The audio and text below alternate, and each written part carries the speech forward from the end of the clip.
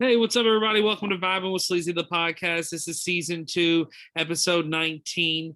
I am actually recording this live from my special guest's home basement right now. So it's always fun to do a show on the road. Haven't done one of these in a while. So still in Louisville, but over on the Fern Creek side of the city.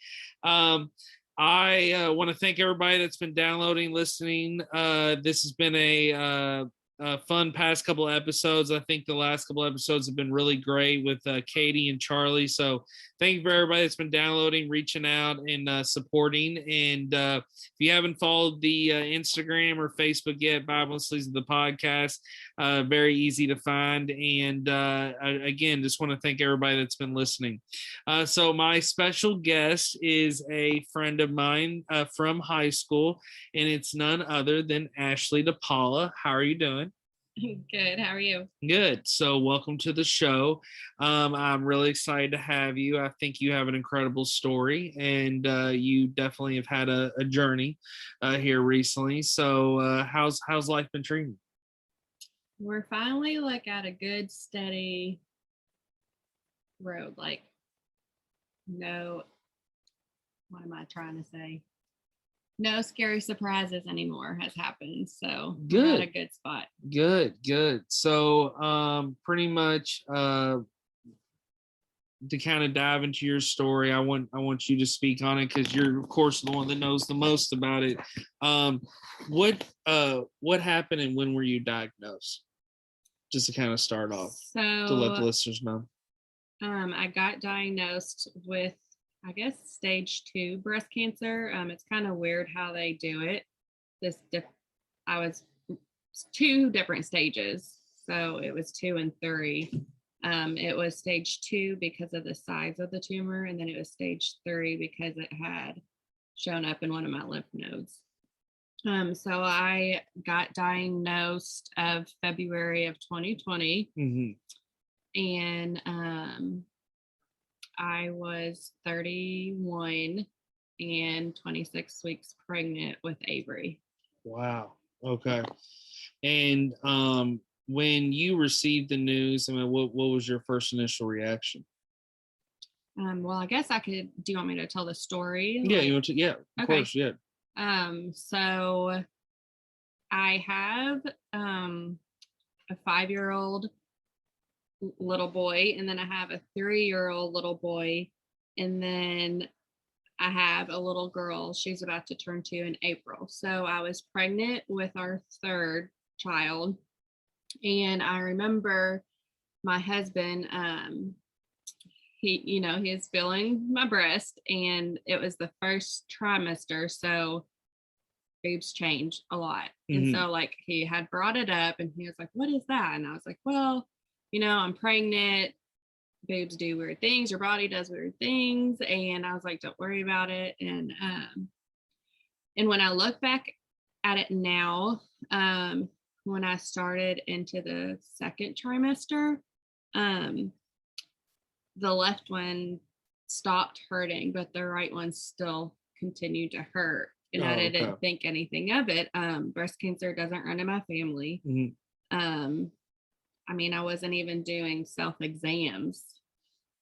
So my husband was like, okay, well, he kind of shrugged it off. Well, by the 2nd trimester, which was right after the holidays. So I guess January, he had felt it. And by that time or that point, the tumor was 12 o'clock all the way to 3 o'clock. So it was 1/4 of my breast, and it freaked him out. So he was like, next time you see your OB, you need to bring it up to him. Mm-hmm. I'm concerned. And I was like, okay, I will. So I go and see my OB, and I'm like, it's the end of the appointment, and I don't know why, but I just feel embarrassed. I feel silly bringing it up. And so he's checking it out. And he's like, usually it's nothing. When I had to send a patient to get an ultrasound, usually it's nothing. Mm-hmm. But I think you should go get it checked out. And me thinking it's nothing, I was like, can I just wait until I have Avery? Like, I'll have her in May and then I'll get it checked out. And he's like, no, like, you should really get it checked out to make sure it's nothing serious. I'm like, okay. And so it goes by to where it's like been 2 weeks and I finally get the ultrasound scheduled. And I go in and I remember sitting in the waiting room, and I remember I ran into my old next door neighbor. Oh, wow. And there was just like all these women in the waiting room, and I was the youngest one in there. Like, I remember that distinctly. Like, they were all way older than me. And I just thought I was going to get an ultrasound. It was going to be nothing, and I would move on with my life. Well, I was talking to her the whole time, and I get my name called back, and I go and I lay on the table, and I remember laying there, and the ultrasound tech was talking to me, and we were having good conversation. And I remember at one point, sorry. No, you're fine. At one point, I remember I was still like talking to her, and she wasn't really responding. And then I was like, what changed? Like, I could just tell the vibe of the room was different.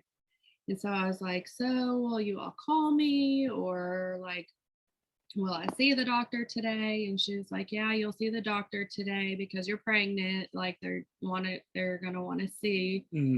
Well, then she says that, and then she stops talking to me, and then she stands up and she said, I need to go get the doctor. So at that point, like, I'm sweating. I'm like, okay, like, what is going on? And I'm by myself because I didn't think it was going to be anything. And so I'm laying there, and the doctor, ultrasound tech, I don't know what she's called, she comes in and she's doing it, and she sits me up and she's like, what are you doing later today? I've shared my story, but I've never shared it for like everyone to hear. And so take your time. I sit up, and she's like, I need you to get a mammogram done today. I need to get biopsies done today. I'm very, very concerned. We need to move fast on this. And so then I get a mammogram done, and after the mammogram, I'm sitting in the room waiting for her to come tell me the results. And I'm sitting like in the chair of the doctor's office, and she like climbs and sits up on the like patient's table or whatnot. And I could just see it in her eyes that it wasn't good. And I remember like 4 times she was like, I'm not positive what it is, but I know it's very bad, and I know we need to be quick. And she was like, I am very, very concerned.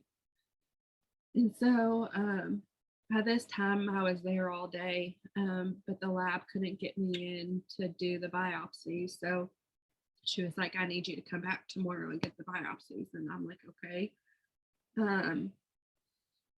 So my sister comes back with me, my older sister, the next day she comes back with me, and the biopsy was awful. I couldn't get numb. For some reason, when I'm pregnant, it's hard for me to get numb sometimes. And so by the time I get the biopsy, like, I'm drenched in sweat because it was so painful. And but she had to get it. We have to see if all the areas are cancerous or not. And so my sister, at the end of it, she was like, hey, I know you can't tell us 100% if it is or not, because that's why you send it off to the lab. But she was like, with you being from working at the Louisville Cancer Institute, like, do you think it's breast cancer? And I remember her looking at me and she was like, for as long as I've done this, like, I can confidently say I do believe it's breast cancer. And I remember that was a Thursday, and I was like, how long do I have to wait to see what the answers are? And she said, most likely not till Monday or Tuesday. And I'm like, so I have to go all weekend and act like nothing's wrong, because I have Carson was probably around 3.5. Connor was 1. So I had to act like everything was normal. Well, I remember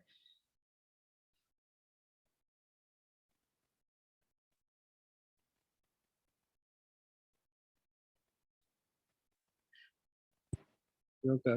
I remember I get the phone call. It was like 9:30 in the morning.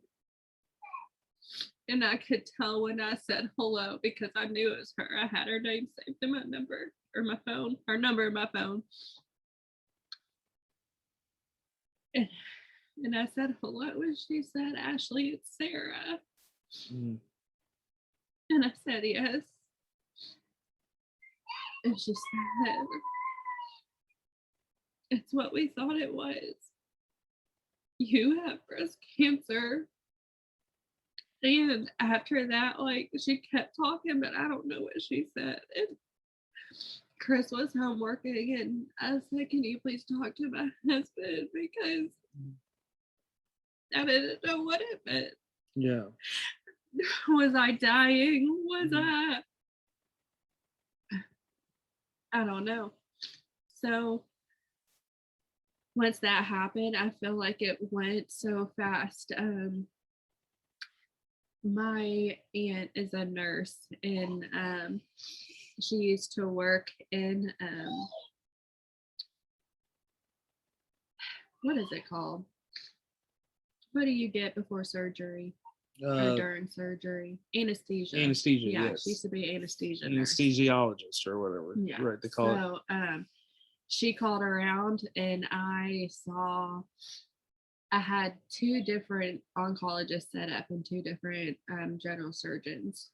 Well, I was already scheduled to see them on Monday.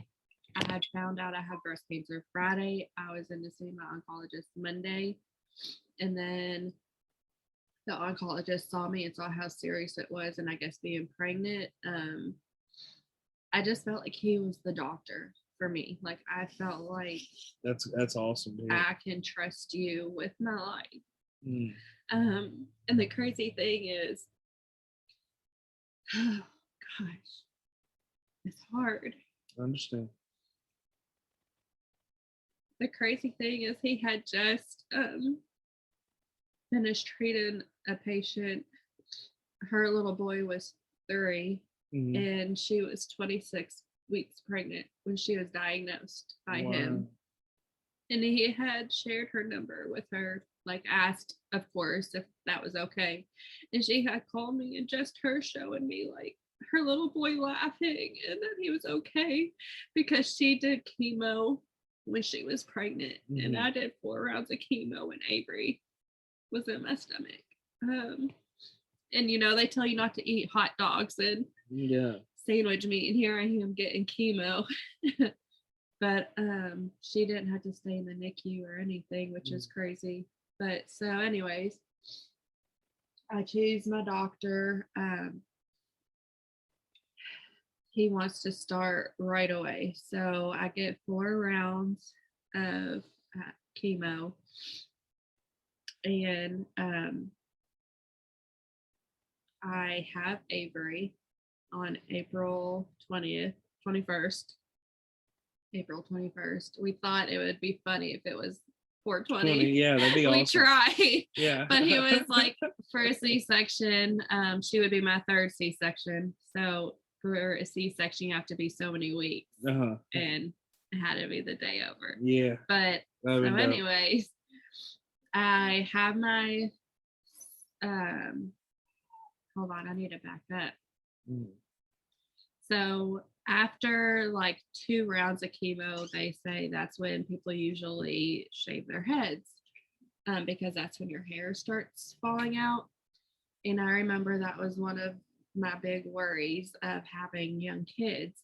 Like, are they not going to recognize me? Are they going to be scared of me? Like, what are they going to think? Yeah. And so one of my good friends, Becca, she came over and she did my hair, my makeup, and we did maternity family pictures.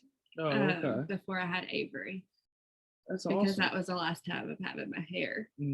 And she then shaved it. And I remember Connor, which was the 1-year-old, I remember picking him up, and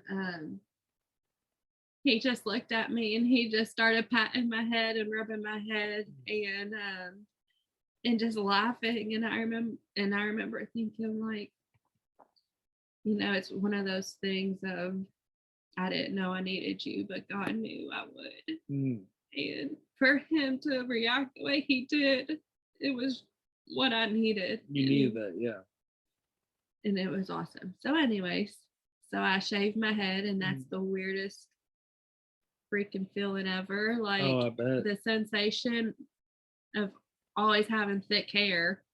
Like, I had to wear like a ball cap, like almost like a nightcap kind of thing, because it felt more normal to like lay on a pillow like that. It was weird. And all us guys, we just buzz our heads all the time. And it's so, it's kind of painful to get your head buzzed. Definitely, if somebody doesn't know what they're doing, it could or like get too close to the skin, you know. Sometimes she was like shaving mine. Yeah, sometimes not saying they didn't know, but it's saying if they get a little close, you know, I've had that happen where, luckily, shout out to Frankie, he's my barber. He's always does really good. I don't feel pain, but I've been to like a Great Clips or somewhere quick just to get like a quick cut when I was like in my early 20s or in college, and yeah, I mean, I always have done the buzz style, but yeah, if they get too close to the skin, you get some nicks on your head, you know, and you're like, oh gosh, like I think I'm bleeding, you know. So yeah. There's a funny story. My sister and I were actually watching a video that she recorded. Since it's been 2 years already, which is crazy, but she had a video one of the weeks.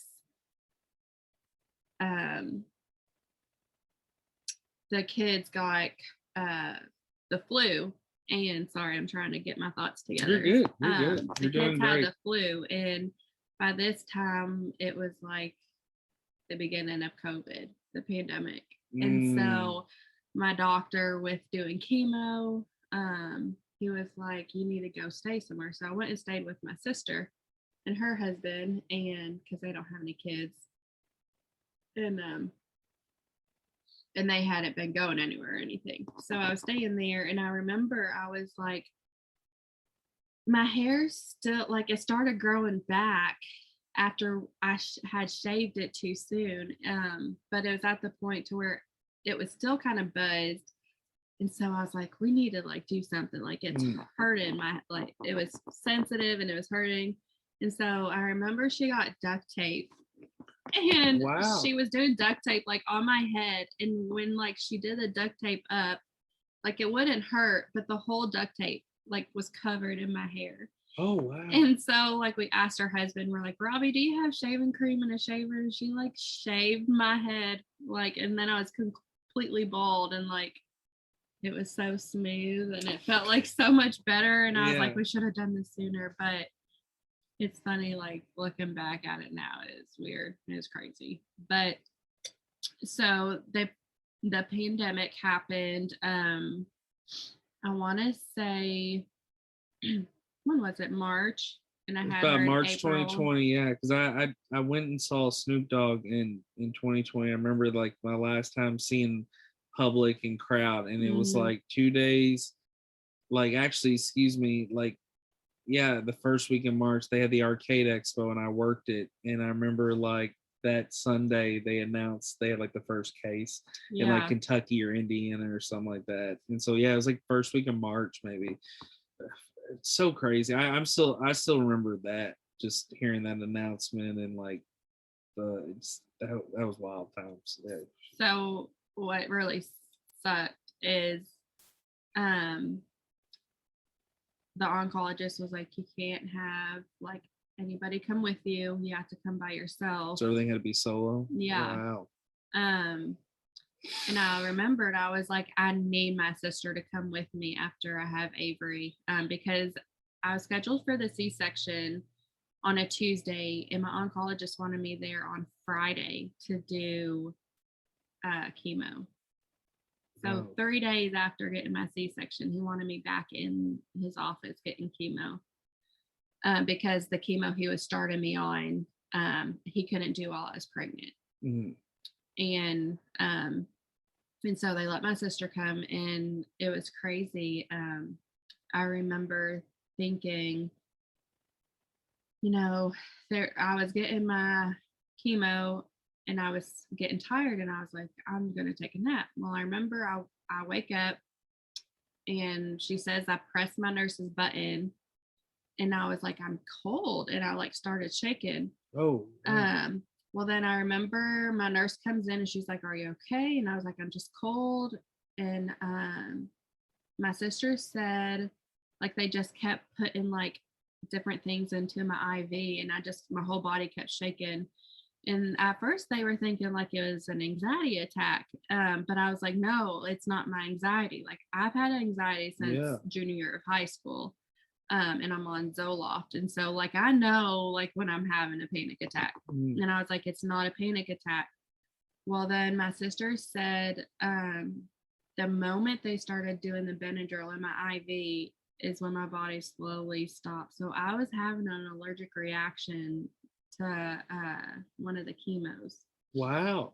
And since it's the beginning of COVID, the allergic reaction made me have a fever. So I ended up in the ER, in the COVID unit right after having a C-section.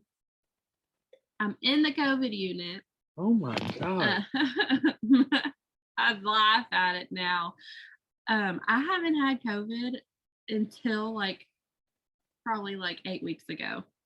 This whole time, I never got COVID. I had probably 20 COVID tests because of everything going through it. I don't think I've had COVID either, because I thought I had COVID and I thought I was dying, and like I had to get IV fluids. I was down for like literally 3 weeks. It happened last summer, and it was a freak thing. I like literally went to the hospital twice. I didn't know what was going on. They're like, it's not COVID. And I eventually had to get liquid IV at the house, and they brought IVs to my house, my apartment, and like filled me up. And if I didn't get the IV fluids, they said I could have probably just passed out. It was like some viral infection or something. They really didn't know what happened, and it was terrifying. And so I was so shocked, but I might have gotten it now, who knows? But at this point, that was my only real sickness. So I don't really feel like I've had it. However,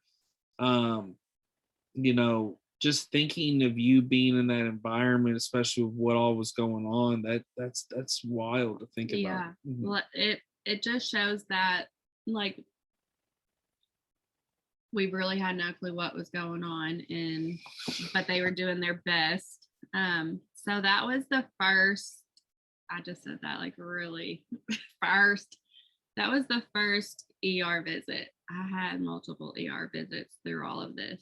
I probably should have told you needed 2 parts to this, but I'm trying to be fast. No, you're good. Take your time. We can go as long as you want, and just be yourself. Okay. So, so sorry. Get my thoughts back together. You're good. So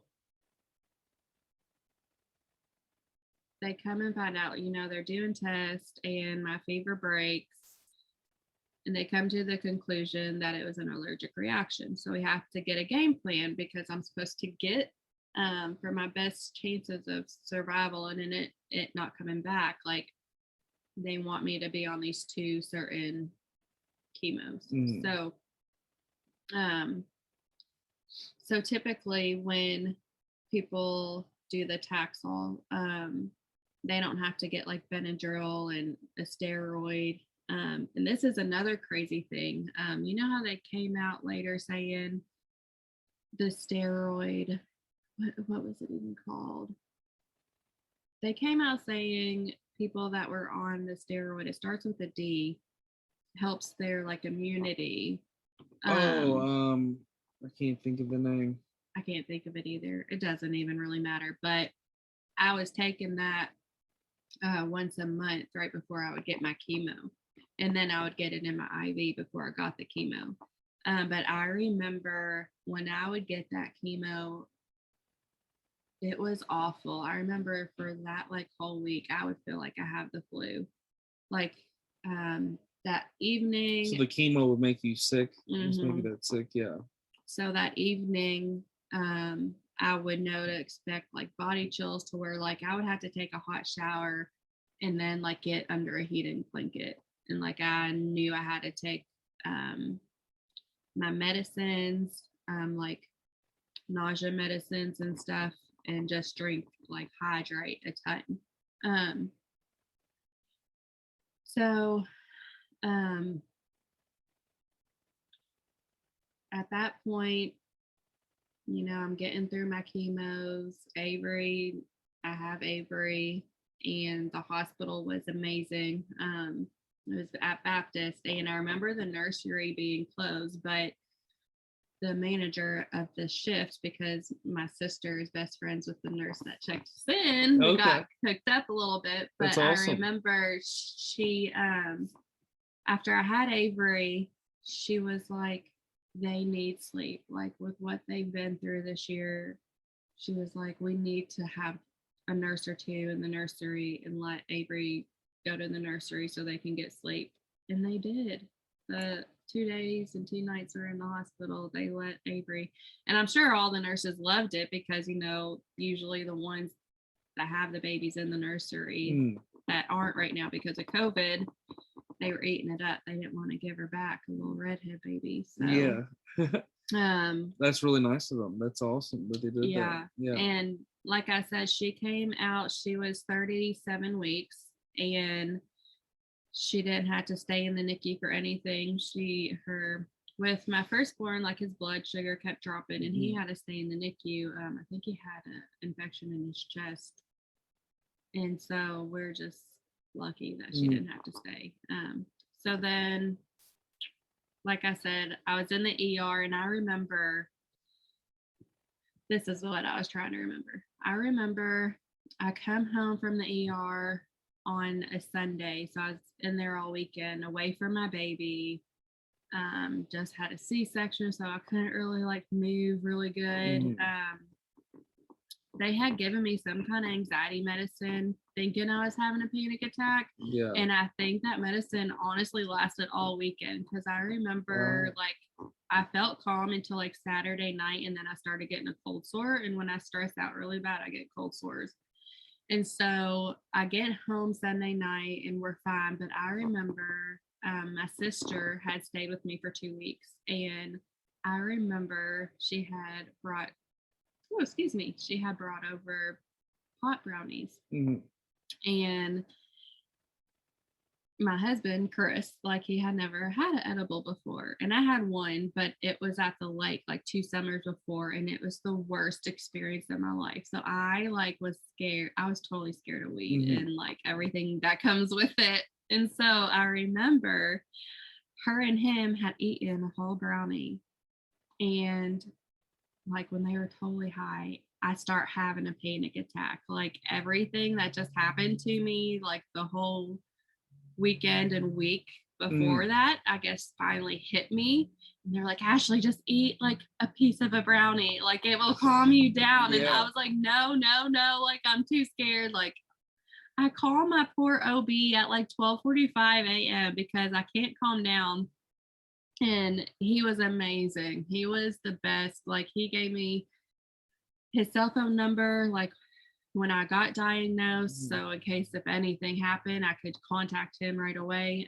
He answered his phone and he was like, Ashley, you're okay. Like, take a Benadryl. And I was scared to take a damn Benadryl. Like, I was like, what is wrong with me? But they finally somehow got me to take a Benadryl, and I finally like passed out. And I was like, okay, like we need to fix my dosage on my Zoloft. Like we need to up it. I'm going through too much, like having a brand new baby. And then I still have toddlers. None of them are in school or daycare because I'm a stay-at-home mom. So my mother-in-law stayed with us. If it wasn't for our friends and family, like there's no way we would have made it. Like there's no way. I can't ever repay any of them back. So anyways, the story continues as let me think. I finished chemo in July of 2020. 6 weeks after I finished my chemo, my doctor wants me to get surgery, and I decided on getting a double mastectomy. Okay. I did the whole genetics testing just because I'm so young and there's no history. I wanted to do like the biggest panel of testing, and it came back that all negative. So that's good. That's good. But they say 70% of cancer is random. There's no rhyme or reason to it. It's just random. Yes. Wow. So like you don't have to have family history to get cancer. Yeah. But I know as young as I am, luckily my breast cancer, like there's triple negative and there's could be triple positive, but I was positive with estrogen and I was positive with HER2 protein. Okay.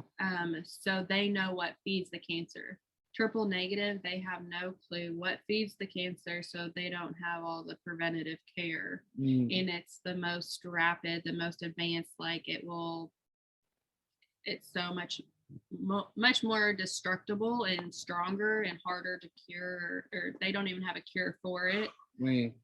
So there's been women I've met on Instagram, and this messes with me a lot too, is there's been 2 that have passed away that got diagnosed when I did. And then there's been 2 others that were diagnosed and it's come back. And I just can't imagine that, Eric. Like I can't imagine doing everything I did and then get in the news a year or 2 later that it's back. And you have to do it all over again. Because it is a pure hell that, like, I wouldn't wish upon anyone. And I don't want it to ever happen to you again. And I hate that you had to go through it. And you were such a warrior, and you've been so strong. And that's why I wanted you on this show, because I've just admired you. I've always been a fan of you, but I just really admire what you have been through and respect it and see it. And I don't want it to ever happen again. And I hate that you have to have that fear and anxiety. But I also feel like, you with this positive mindset that you've had here lately about where you're at currently and stuff like that.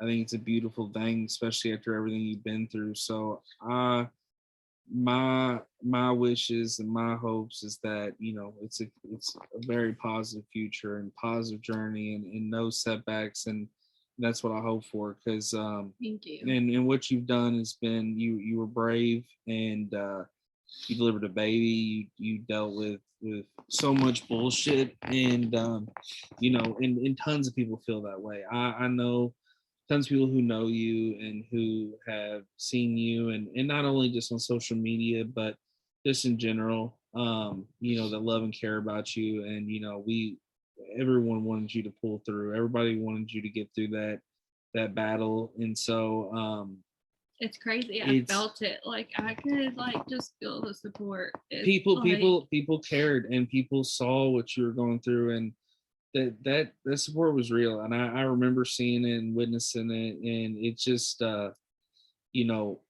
everyone was thinking about you. And it's what everyone has to do anymore. I mean, because like you said, cancer is random. It can happen to anybody, and it can really just it can change worlds. It can change lives. And so you really have to support people and be there through it. And and there's so many types now, and there's so many forms. And but I just can't say enough how much I'm glad that not only you pulled through, of course, but how I just can't tell you enough how much I respect everything you've been through in your battle. And you're very strong. I think one big thing I've learned is look at me today. You're doing great. You would never know what I have gone through. No, you're the same. Me and you before the show, we had a good time. I'll say we ripped the bong a couple times and had a great time. And so we caught up and we're telling stories and playing with the dog and everything. And we were I get the same vibes of you from back in the day. I mean, it's just the same person. And that's what's so great about you, is that you're still the same person. You didn't let it change you. You didn't let it defy you. And I feel like so many failures and situations, not failures, but or just negative situations that happen in lives. It's really hard sometimes to not let that defy you, or let you let it eat at you. Even when you do overcome it. So again, you have defied the odds. You've done great things. And but it's weird because what I was trying to say is it really makes me really think now, looking at everybody, I don't know anybody's story. And by looking, the book, the title of the book or the book cover, you can't judge a book by its cover. And if you were to look at me, you would have no clue that I went through breast cancer during a pandemic. And just treat people kindly. Just use kind words, a smile or how are you or a compliment could make someone's day. And so you never know what kind of day they're having. So why not be nice and try to make a difference that way? And I think that's what helped me. And I think that's one thing that keeps me going is I have no clue why I went through it, but I really do believe everything happens for a reason. And if it's for me to be there for other people, then it's kind of hard to say that it was worth it. But, I want to make it worth going through it. And that proves how beautiful of a soul that you have and a person. I mean, for you to feel that way and to think that after going through it, because a lot of people could get in that selfish route or that selfish mode and just be like, woe is me, or looking back, it was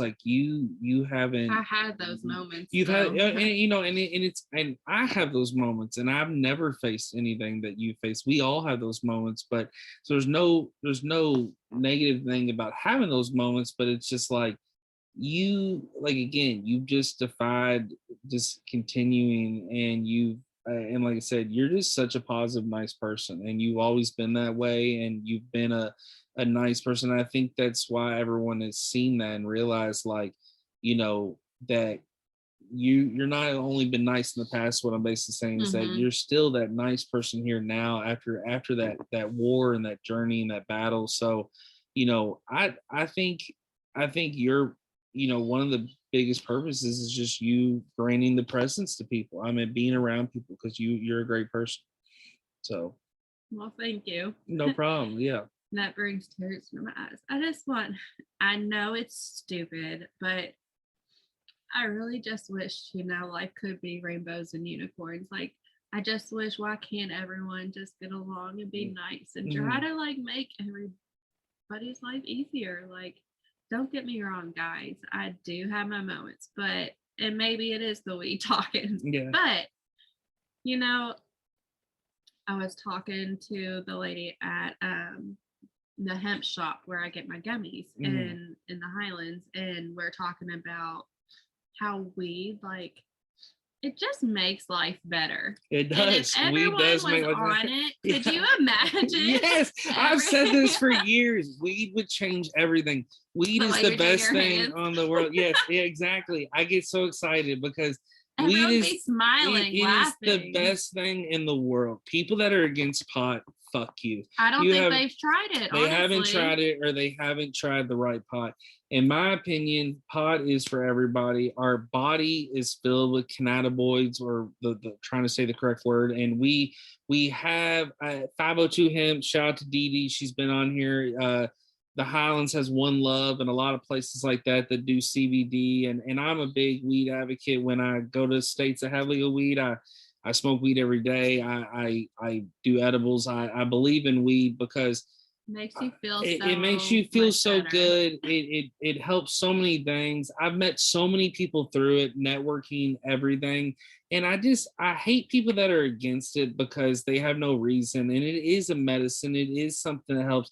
I feel like I'm more productive than so many people that don't smoke pot. Like, I literally do it in the morning and I can go conquer so much. And then I'll talk to a friend that hasn't, and they're like, oh, I'm just been a bum all day. It's like, I feel motivated. I feel like it helps me. And it not only helps like pain, it makes things, it makes fun and laughing. Like, and things are just so much more enjoyable.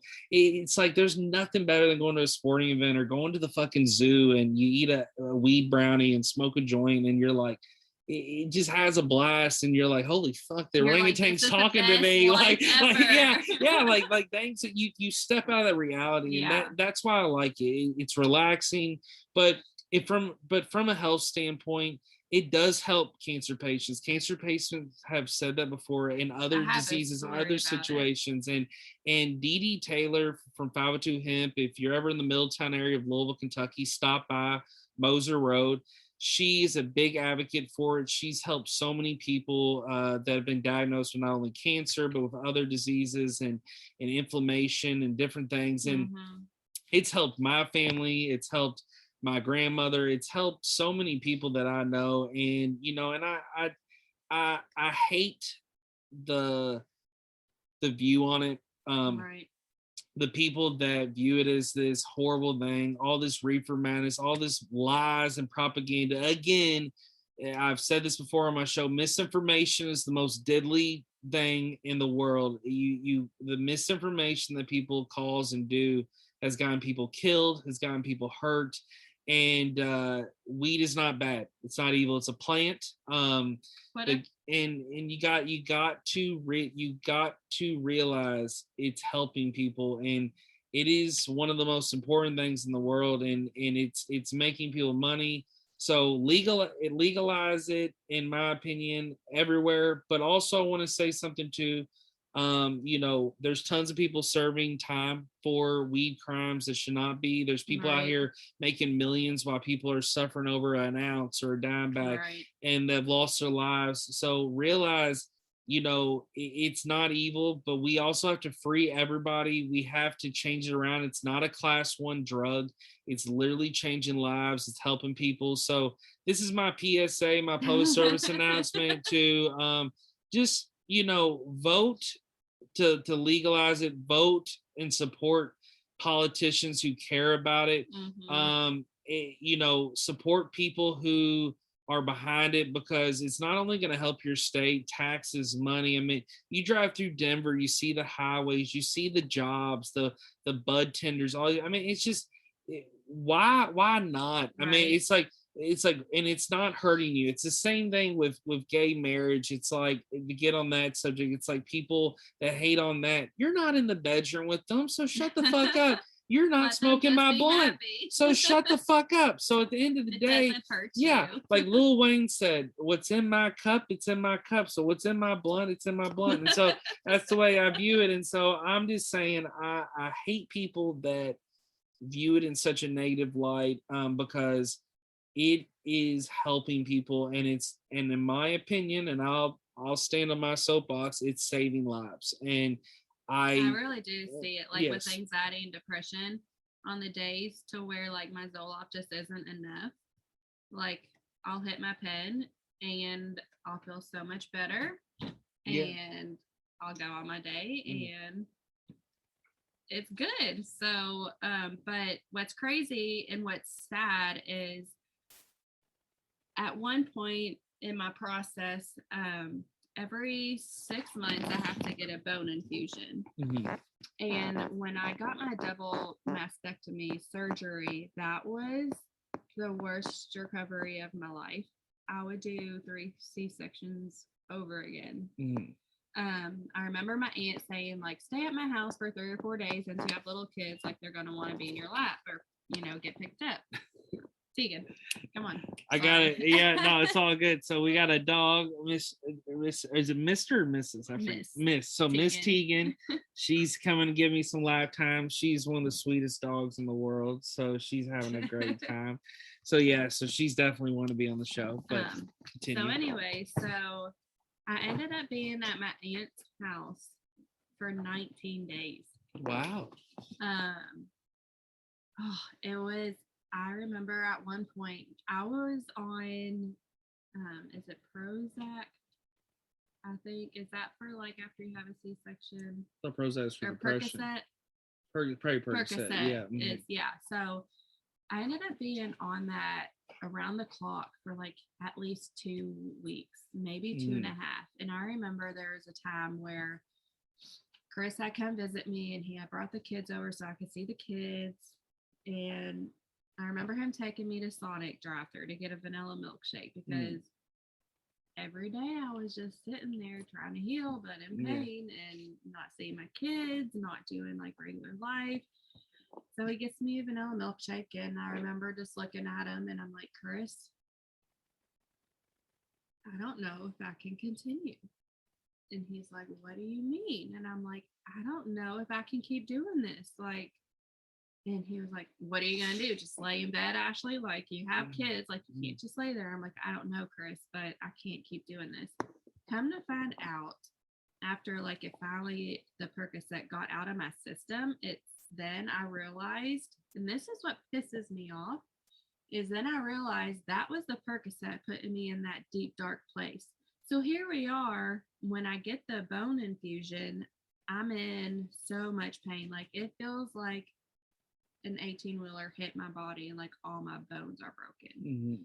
So I call my doctor and I'm just crying and I'm like, what can I do? Like, I need something right away. Oh, we can prescribe you Percocet. And I'm like, no. Like, I started smoking when I was after I of course did not smoke when I was pregnant. And I've never really smoked until after I was getting my chemo, after I had Avery.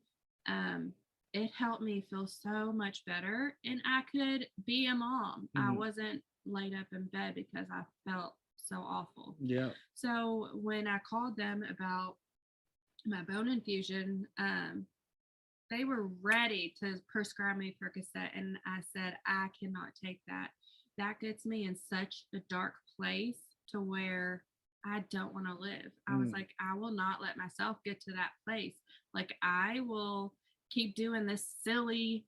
See, that's where they want. See, that's where they want, in my opinion, not just when I say they, not just the government, but just people in general don't realize, like, they want big farm to win. They want pharmacies and like pills, and that's where I feel like we really defies all those. I mean, it really can do things that these medicines are trying to force on people.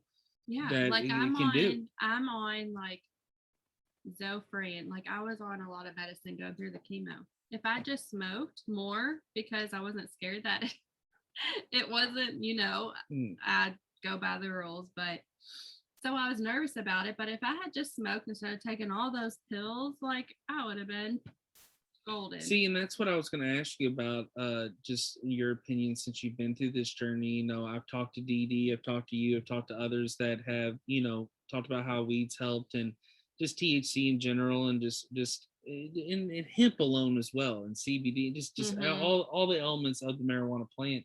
The thing that I wanted to ask is, doing radiation, and I haven't had cancer, and I've lost people that have had cancer. I know people that have recovered from cancer, like you and others. But my question is, for someone that has been through it, do you feel like if you did weed instead of radiation, do you think it would have fought it? Do you think it would have helped? Or do you think that's a crazy theory? I'm just curious. I don't think anything is a crazy theory, because who knows what they're hiding from us, honestly. True. Facts. Yes. So I think anything is possible. I did watch a document about a baby. She was diagnosed with cancer, and they were scared of weed, but it was like the oil. I don't know if it was CBD or if it was THC. Yeah, I think she went behind the couch. The dog. The dog went behind the couch. Yeah, I was like, someone's behind me. So yeah, we're talking about footsteps earlier. So I love this dog. This dog's funny. But yeah, but no, so the baby. So they are doing studies that show that not only does weed help with like feeling better and being able to eat and not vomit constantly, that they're doing studies about it. Hold on. Oh, it's all good. They are doing studies. She's back behind you now. She's yeah. Sorry, we got the dog's on a mission. Sorry. No, you're good. Now I gotta focus. No, my episodes raw. All my episodes are raw and straight to the point. So I've had pet interruptions before. It's all good. So they were saying also that it helps keep it away. I don't know like how far they've gotten into the studies, but I'm like, well, if it's another insurance policy for me, if anything. So see, I've always thought about it because I'm such a big user in it, and I know others that are, and I've always wondered, it's like, if people that have used it daily, does it stop it? Does it prevent, if I ever got diagnosed, do I want to try weed and then not do radiation? But then it's like, then it gets too late. But yeah, but I don't think I haven't done a lot of research. I'm not good at research. I wasn't good at research. Like, we're doing research in high school for papers. Like, I don't know what to believe and what not to believe. So I really don't do my research, but it's also maybe because I have 3 little kids, so I just don't have the time to do the research. But I think with it not being legal everywhere, like, I just don't think it's been researched enough to the point to where they could say, well, doing this study and this study, it proves. I don't think they've gotten to that point, because if they were at that point, I think it'd be legal everywhere. Because, I asked my doctor, I was like, okay, I want to do this the right way, but it's not medically legal here. I said, so what do I do? Well, you know what my doctor said? I love him, but he said, well, you could go to Chicago. It's medically legal there. And I'm like, what good does that do me? Like, exactly. That does me no good. And that's where I'm hoping. I saw the legislation here recently. I saw it too, they were voting Kentucky to hopefully pass the medical. Kentucky's it is a lot of backward stuff, and I don't ever on this show get too political, but that is where, in my opinion, we have to get Kentucky, these little towns and counties, get this conservative bullshit mindset of it's bad, it's evil, it's against the Bible, blah blah blah blah blah. No, it's literally part of the earth. It's a natural plant, and give it a shot. And to be honest with you, it's going to change your life, and I stand by it. And if you don't like what I say and you don't agree with it, write me, contact me. I love to hear your opinion. If you want to be confrontational, fuck you. Because at the end of the day, I know I'm right and you're wrong. You're gonna be chill at the end of the day. You'll be chill. Yeah. I'm gonna have a good night. So the thing about it is, I just have always enjoyed, and like I said, the networking, the business options, and everything that I've accomplished and achieved in my life that I'm proud of. A lot of times I was stoned doing it, and people don't realize it. And people are always like, oh my God, you did that. And I'm like, yeah, I did that. Like, and you see how awesome it was? Yeah, exactly. And I'm like, oh, you're a hater and I'm actually over here winning. So it's like, good for you, the non-weed smoker who, is still like, complaining about your back pain. I don't have back pain now. So it's like when that's another thing, the pain levels, it's helped me so much. I can go through a stressful day and have a sore back or sore muscles, and then you hit it and relax, and it's just what it does. And so I just feel like to this day it's natural for the body. And and something research wise that I want to dive into is, I've heard and read, it was used so much back even before our times, before the 1900s, like back in the day. And and you saw some of the medicines people were using back in the day, like liquid heroin and crazy stuff. So it's like that you're like, what the fuck were they thinking? But then you sometimes think like maybe some of this stuff was worth it. So there's so many crazy mysteries. I'll be honest. I have a silly question. Yeah, sure. I don't want to interrupt you. No, you're good. That's fine. I want to get it in because it's at the right time. It's silly and you're probably gonna laugh, but is weed like natural and grown like from the earth, or did someone like scientifically grow it? No, it's natural, grown from the earth. Yeah, it's an actual plant. It's a cannabis plant. So yeah, it's natural. Now here's what humans have done and what it changes. That's when different strains. That's how you get your hybrids, when indicas and sativas are mixed together. You have your sativas, you have your indica. There's different kinds. There's crossbreeding. There's different ways of doing it. They extract chemicals from it. They extract wax from it. So, and I'll be honest, the more and more we get older and the more Earth's on planet, and weed's still a very popular thing like it is. And I can see it. It's just going to keep getting bigger from the standpoint of like usage and legalization, all that. But to give you kind of a long-winded answer of it all is that it is something natural. Everything that you're getting out of it is natural. Now, when you hear about back in the day spice and some of this shit weed, there's some people that have lace weed, and you have this unnatural thing or put chemicals in it to make it a different high and stuff like that. Like, that's illegal, and that's also not what you want to be smoking. That's not the high you want.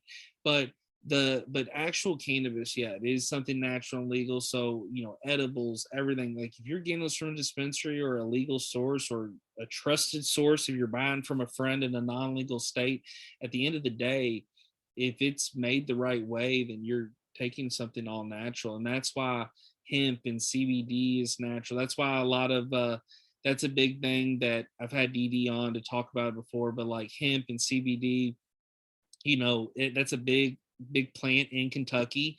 With Kentucky having so many backwards laws and shit, it is a very difficult situation. To some people view CBD shops as illegal shops, and there are just so many fucked up laws. So it's really tough in this state to operate and not on, or to even know what you're buying. But there's the one bad thing too is there's so many CBDs and hemps like products that are made with chemicals and made with things, because you don't really know. Like, there's people buying CBD from Circle K. Do not do that. Like I'm talking about people buying it at Valero's and over the counter. Like, that's not where you go. You gotta spend some money to get the real stuff. But yes, but to answer your question, and there's no, your question's fine, and I think it's cool that you've started using weed here recently, and you're learning about it. And yeah, but that makes life so much better. And I love to hear that. And I'm really glad that you feel that way. And I just, and that's a big thing too, is like, you, with what you've been through, we want you happy. We want you pain free. We want you in a comfortable mindset. So if that's what's helping, so be it. Keep doing it. So I cannot. Yeah, that's so. My nurse, she was like, Ashley, just keep doing what you're doing. And I'm like, okay, I can do that. I've thought about that a lot in life lately, just in every aspect of life, that it's just do what you do.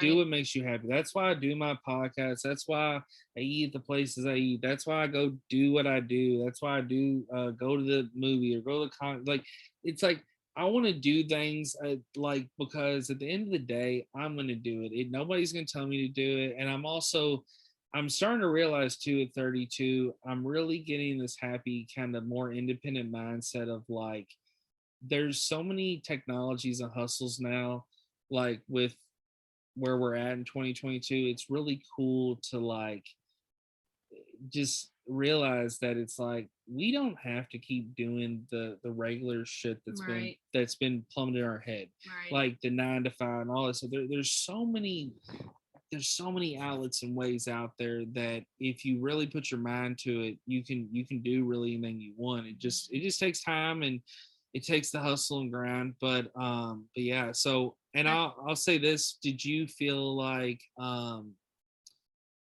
do you is there anything that like you felt like after your whole battle that you appreciated more? Not the typical things like family, friends, like I know that, but I'm saying like maybe things that like you didn't get to enjoy when you were, you know, dealing with what you're dealing with, like any foods or anything, like drinks or anything, just out of curiosity, or hobbies or playing games or anything. You're gonna be surprised with what I say next. Okay. What? The thing that I miss, and this is one of the things that people probably don't even realize, but the before and the after, probably the number one thing I miss is I don't feel my boobs whatsoever. Okay. And so like my nipples and my boobs before were a big turn on, and getting my implants, like I thought that I would feel confident again and feel more back to my normal self. But to be quite honest, I feel flat chested. Like it's really crazy. Okay. Like they look nice, but to me, it feels like I have nothing because I don't feel anything. Mm-hmm. And so that is one thing that I need therapy for. It's a lot. I'm in menopause now. Mm-hmm. I take a pill and then I get a shot a month to put me in menopause because estrogen was one of the main things that feeds the cancer that I got diagnosed with. And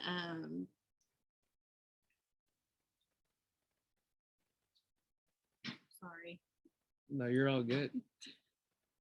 Kids, I had to get them to get Carson.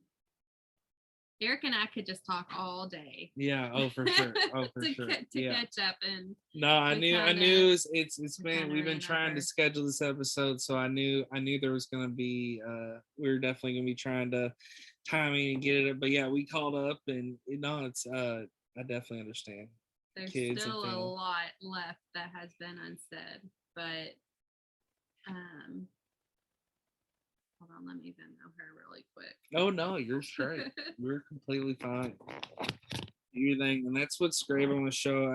I really have never edited anything out because I usually just leave it raw, and that's the best though. Can life just be like that? Can everyone just be themselves? Yes. And not apologize for it and not be perfect. Like exactly. We need more of this.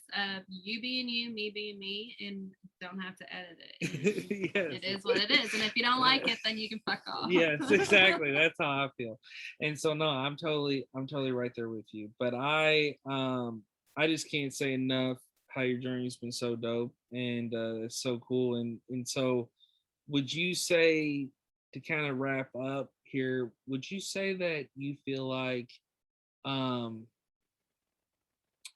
when you were going through the battle, was there anything that you had not done before that you wanted to do once you got out? This is that you thought about like randomly, like I mean, because you, like you said, you might have just been chilling, just thought, I want to go there one day or go do this or something. No, and I think the reason why I say no is because I'm a mom of 3 young ones. Mm-hmm. I love them to death. But I unfortunately have to put myself second for something like that. I do know like Chris and I wanted to go to Universal Studios, just him and I over a weekend. That'd be cool. But then everything happened, and so we plan on doing that this summer. So I guess maybe that's something that we wanted to do before but didn't get to do that we're going to do now. Make it happen. But other just trying to get back to normal life, get into therapy. Now that my second one is in preschool full time, I have more time to where I can heal and get things worked out and keep moving forward.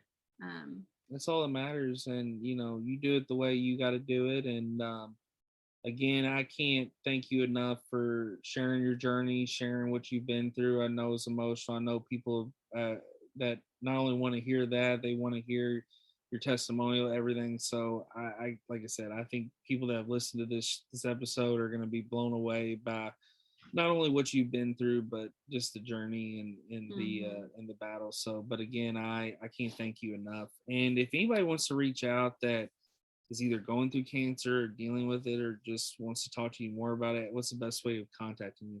Or even if it's just about anxiety and depression, or you just need someone to listen to you, like I'm here. I got my AirPods and I can listen. Yes. But you can. We're friends on Instagram, aren't we? Yeah. I don't even know. What's your Instagram? You didn't tell me to know that, Eric. Yeah. Hold on, let me get on there. Let me get on and look to see. You're still in mom mode, so you got a lot on your mind. And I feel like so old. Like my 19-year-old sister-in-law that lives with us, she's showing me like new stuff on the phone all the time. She's like, Ashley. And I'm like, I'm not that old. Like, really? Like, are we that old now, Eric? I don't know. I'll be honest. I'm trying to always adapt somehow, but it can be tough. There's tons of new stuff out there. There really is. My Instagram is Ashley ASHLEY period Lynn LYNNE 11. But then I also, for when I started the journey, my husband was like, why don't you do another Instagram? And it has like updates of when I was going through it. Yeah. That good one idea. Is Ashley ASHLEY DiPaola DiPaola 11. And then I'm on Facebook. But if you message me on there, I'll look at those and I'll see those, but I don't get on it a whole lot because I'm a mom of 3. You ain't got time. You ain't got time. Houses on the side for income, and you're a busy lady. And no, I totally get it. I just wanted you to definitely share some way, because I want always for listeners to be able to connect to the guest, and I think your story is powerful, and I think you could also help tons of people. But again, I want to thank everybody for tuning in and listening. Thank you for making this a great episode, Ashley. But Vibing with Sleezy, gmail.com, or Vibing with Sleezy, the podcast, Facebook and Instagram. Reach out, talk. If you have any questions, any suggestions, always appreciate it. Only got 2 more episodes. So got another episode coming up with the Net from San Diego, California. So shout out to Zoom again, be doing that via Zoom. This Ashley episode, we're recording this kind of earlier in the week. I'll be releasing it this weekend on Friday. And then Nets should come up next week. And then I got a special finale episode. Finally going to announce it here on this one. It's going to be called Sleazy Vibes with Sleazy. So it'll be a solo episode for my first time. And I will be doing some announcing and talking about just kind of what to expect for the summer, and just kind of about me, and kind of introduce myself to some of the listeners that maybe don't know the full story. But again, I can't thank everybody enough for all the support and love. But we are out. Peace. Bye.